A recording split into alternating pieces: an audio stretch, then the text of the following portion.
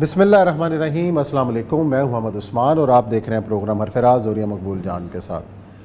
ناظرین، پاکستان کے اندر اقتدار کی تبدیلی کے بعد ایک خاص حلقے کی طرف سے فوج پاکستان اور اداروں کے خلاف سوشل میڈیا پر کمپین چلائی جا رہی ہے، منظم انداز میں کمپین چلائی جا رہی ہے، اور اس کے بعد ملک بھر سے گرفتاریاں بھی عمل میں آئی ہیں اور سخت ایکشن لیا جا رہا ہے، اور ایسے میں فیک آڈیو اور ویڈیوز کا سہارا بھی لیا جا رہا ہے، اور جس میں کئی معزز جو سربراہان ہیں جو ملک میں رہے ہیں ان کے حوالے سے بھی ایسا کچھ چیز چلائی جا رہی ہے جن کی انہوں نے کھل کر تردید کی ہے۔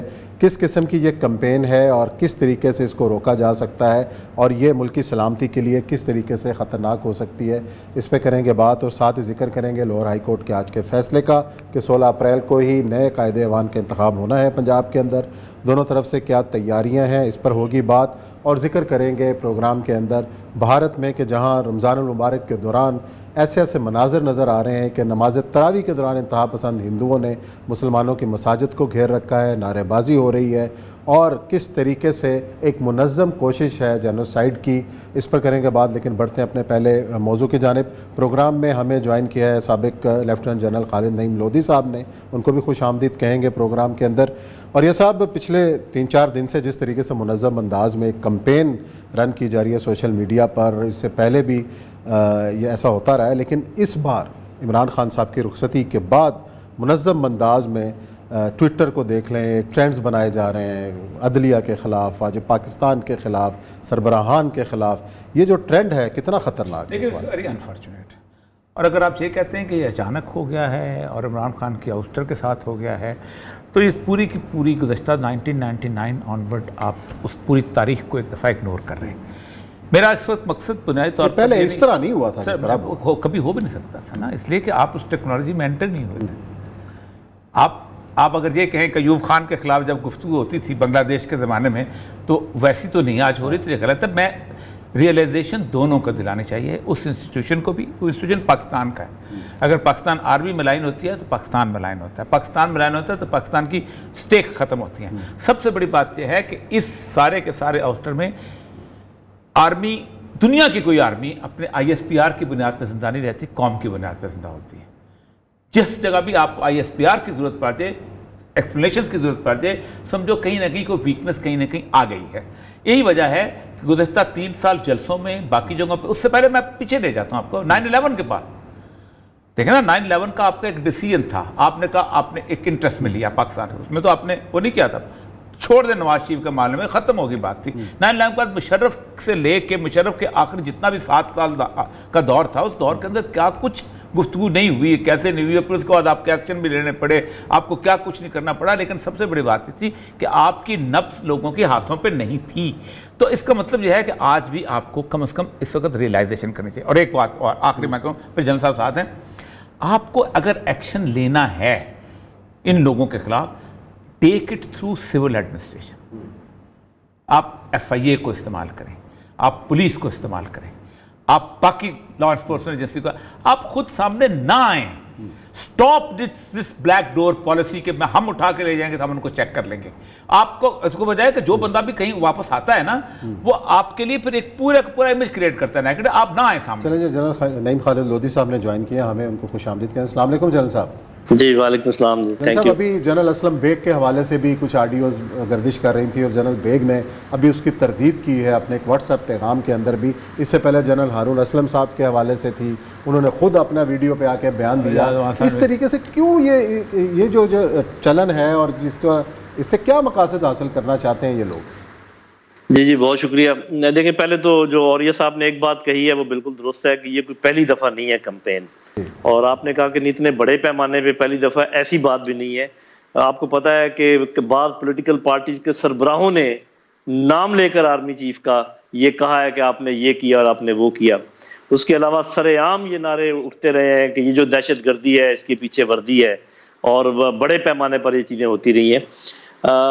لیکن یہ ہے کہ اب یہ جو آپ نے 3 فیک ویڈیوز کا ذکر کیا ہے، اس کا یہ مطلب ہے کہ صرف ایک گروہ کوئی اس بات میں ملوث نہیں ہے، بلکہ اس شزم سے یا اس خرابی سے فائدہ اٹھا کر دشمن خوب اس سے فائدہ اٹھا رہا ہے، اور جتنی خلیج پیدا کرنا چاہ رہا ہے وہ کر رہا ہے عوام کے درمیان اور فوج کے درمیان، جو انشاءاللہ ہو نہیں پائے گی.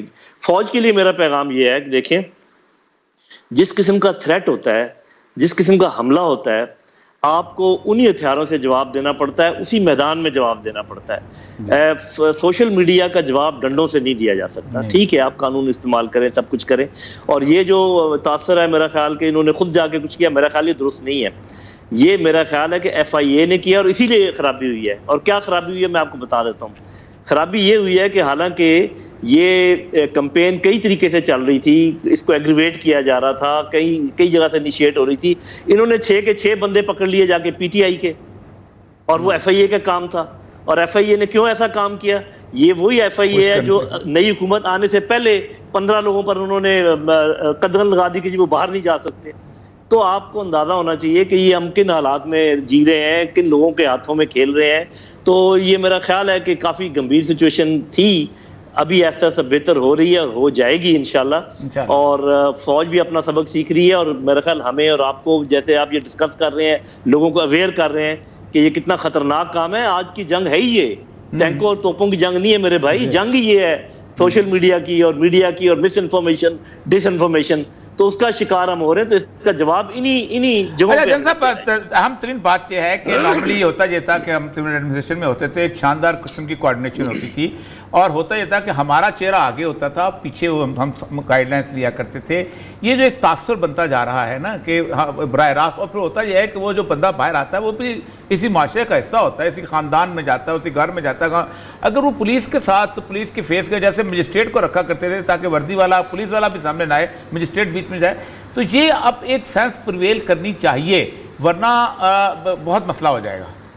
جی دیکھیں بالکل آپ صحیح کہہ رہے ہیں. آپ کو پتہ ہے کہ سول سروسز کا ہمیشہ سے civil superior services of Pakistan یہ نام تھا نا, اور آپ آگے ہوتے تھے. آپ بالکل درست کہہ رہے ہیں, اس لیے کہ آپ بہت پروفیشنل لوگ تھے, آپ کے اندر کوئی انٹرفیرنس نہیں تھی, نہ فوج کی انٹرفیرنس تھی, نہ پولیٹیکل انٹرفیرنس تھی.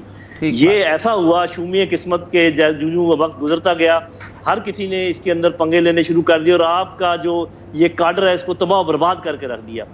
اب یہ اس کاڈر کو کوئی آگے رکھنے کو تیار نہیں ہے, یہ کاڈر خود آگے رہنے کو تیار نہیں آتا, کیونکہ جب وہ کوئی ذمہ داری آپ ان کو دیتے ہیں, جب وہ ذمہ داری نبھاتے ہیں, تو اگلے دن آپ ان کو کورٹ میں کھڑا کر دیتے ہیں. ان کو کوئی آپ نے پروٹیکشن نہیں دی ہوئی, لیگل پروٹیکشن نہیں دی ہوئی, کوئی ان کو وہ فیصلے نہیں کر پا, فیصلے کرتے ہیں تو اگلے دن پھر کورٹ میں ہوتے ہیں, وہ فیصلے نہیں کرتے. تو یہ آپ کو پوری سول سروسز کو ریوائیو کرنا پڑے گا, ان کی پرانی شان و شوکت واپس لے کر آنی پڑے گی, تب یہ آگے ہو کے کام کریں گے, ورنہ یہ ایسے کام نہیں کریں گے چاہے شہباز شریف آ جائے چاہے عمران خان آ جائے. بالکل ٹھیک کہہ رہے ہیں, بالکل ٹھیک کہہ رہے ہیں. اچھا جنرل صاحب یہ مجھے بتائیے گا کہ ایک امیج بلڈنگ کی ایک not from I S P R, یہ پبلکلی میں وہی پھر کہتا ہوں کہ آئی ایس پی آر کی بجائے یہ ٹیلی ویژن چینلز باقی چیزیں دیکھیں, جتنے بھی لوگ ہیں ساری دنیا, یو ایس آئی ایس آپ دیکھ رہے انفارمیشن سروس جو ہے وہ پتہ بھی نہیں چلتا کہ کیسے سٹل طریقے سے وہ کرتے ہیں, انکلوڈنگ بی بی سی. اب دیکھیں کارپوریشن بنائی ہوئی انہوں نے, تو ایک ایسا طریقہ ہونا چاہیے کہ جس کے اندر آپ کی بجائے اور بھی, جیسے آپ دیکھیں کہ جب انگریز جہاں پر تھا تو آئی ایس پی آر کے ہیڈ فیض ہوا کرتے تھے, حفیظ جلندری ہوا کرتے تھے, ضمیر جاوید صاحب ہوا کرتے تھے,